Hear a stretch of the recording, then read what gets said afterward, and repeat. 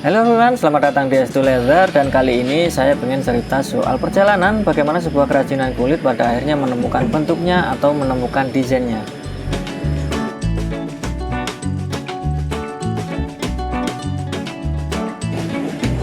Ini adalah sebuah dompet yang desainnya terinspirasi dari banyak sekali gambar-gambar, video-video yang ada di internet, mulai dari TikTok, Instagram, Pinterest, YouTube, dan lain sebagainya. Kemudian dari situ saya mencoba untuk membayang-bayangkan, memikirkan desain yang secara fungsi sama dengan foto-foto dan video yang saya temukan itu tadi.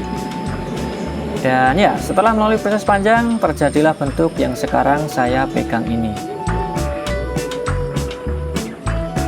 Awalnya saya melakukan sebuah prototyping, entahlah ada atau enggak istilah prototyping itu. Tapi ya intinya saya membuat sebuah prototype atau sebuah purwarupa dari sebuah dompet. Dan masih seperti inilah bentuk awal mulanya. Ini masih sekadar dilem dan potongannya juga masih kasar. Karena memang saya sedang mencari bentuk serta ukuran yang pas untuk desain dompetnya nanti. Oh iya, ini saya buat dari kulit-kulit perca gitu atau kulit sisa. Kenapa saya buat dari kulit? Sedangkan ini masih prototipe ya. Bisa saja saya buat dari kertas atau karton dulu. Ini alasannya adalah karena kulit kan mempunyai ketebalan tertentu. Sedangkan kertas biasanya jauh lebih tipis walaupun itu karton. Jadi dengan menggunakan bahan kulit sisa, nantinya desain yang saya buat akan lebih presisi karena sudah terhitung dengan toleransi ketebalan bahan kulitnya itu sendiri.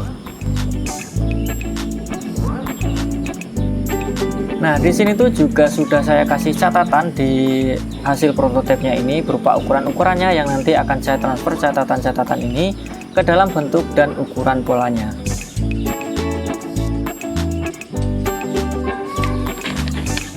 Selanjutnya saya buat polanya di kertas buku kotak-kotak seperti ini. Ini tuh ya buku matematika anak sekolah gitulah. Saya pakai ini karena sudah nggak perlu ngukur-ngukur yang gimana lagi karena kotak-kotaknya ini sudah ada ukurannya, yaitu 5 mm per kotaknya. Tinggal dibantu penggaris, dibuat titik-titik di perpotongan garisnya, dan ya kita dapat ukuran yang kita inginkan dengan lebih gampang. Jadi dengan menggunakan buku ini membuat kita jadi lebih gampang dan lebih cepat dalam membuat pola. Bisa aja sih melalui membuatnya lewat komputer juga bisa. Itu juga jauh lebih gampang, tinggal di print dan ya jadi gitu. Lalu kertas ini saya tempel ke kertas karton yang lebih tebal dan jadilah pola dompetnya. Walaupun tentu saja ini nanti masih akan sangat mungkin ada perubahan-perubahan lagi ke depannya untuk benar-benar menghasilkan desain dompet yang saya inginkan.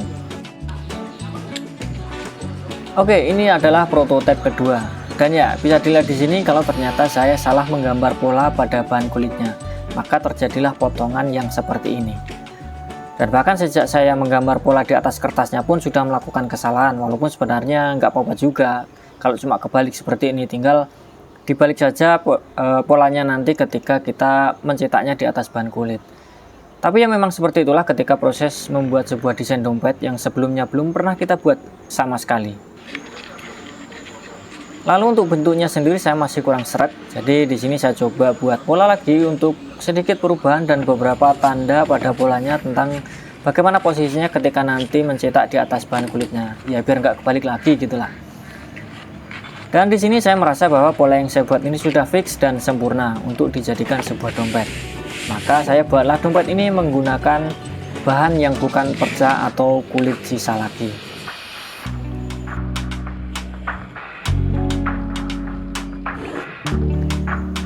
Saya mulai dari menggambar pola di atas bahan kulit,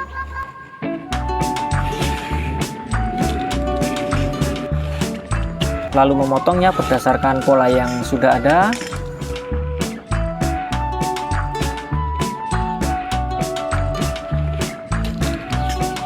Membulatkan beberapa sudut.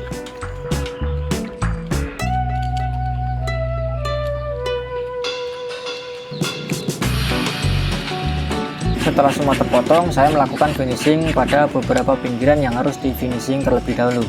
Ya, dalam proses membuat sebuah kerajinan kulit, kita juga harus tahu tahapan-tahapan secara detail. Karena dalam prosesnya, tahapan-tahapan itu bisa saling bertukar-tukar.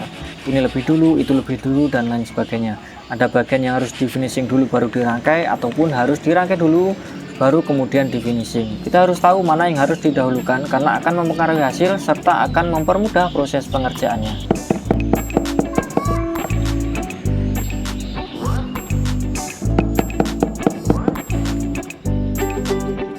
Kemudian potongan-potongan ini saya rangkai menjadi satu bentuk yang sudah saya rancang tadi.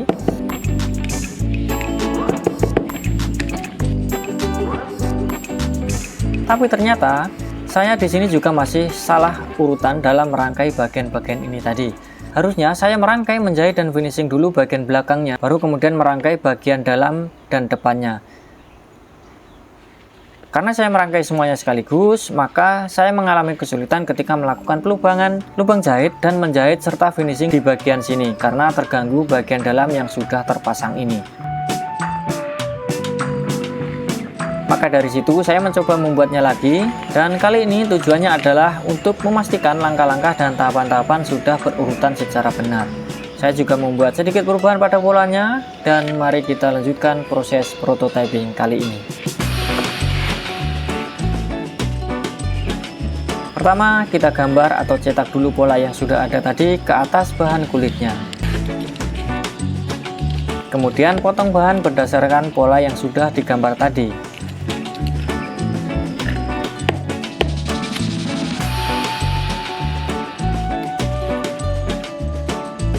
Selanjutnya, finishing pada beberapa bagian yang harus di finishing terlebih dahulu.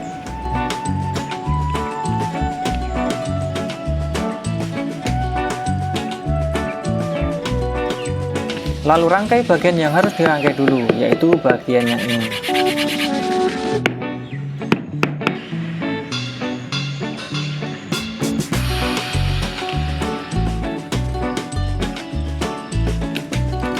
Lanjut dijahit dan di finishing juga sampai bagian sebelah sini.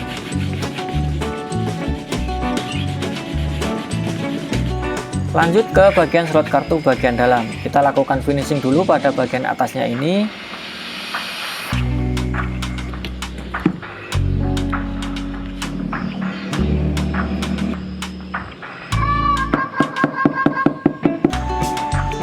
Setelah itu baru kemudian kita rangkai dengan bagian yang tadi sudah kita rangkai sebelumnya.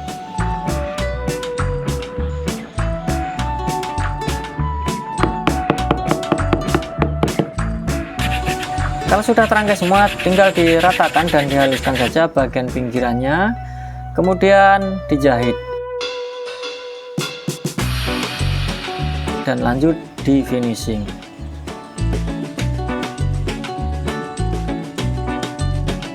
Sebagai langkah akhir biasanya saya aplikasikan leather balm juga. Dan ya, seperti inilah hasil akhirnya. Hasil yang lumayan oke setelah melalui proses yang cukup panjang. Nah, kira-kira seperti itulah perjalanan sebuah desain dompet menemukan bentuk akhirnya melalui proses yang cukup panjang, dan ya terjadi kesalahan di sana sini untuk kemudian diperbaiki pada percobaan-percobaan berikutnya sehingga menemukan hasil dan bentuk atau desain akhirnya.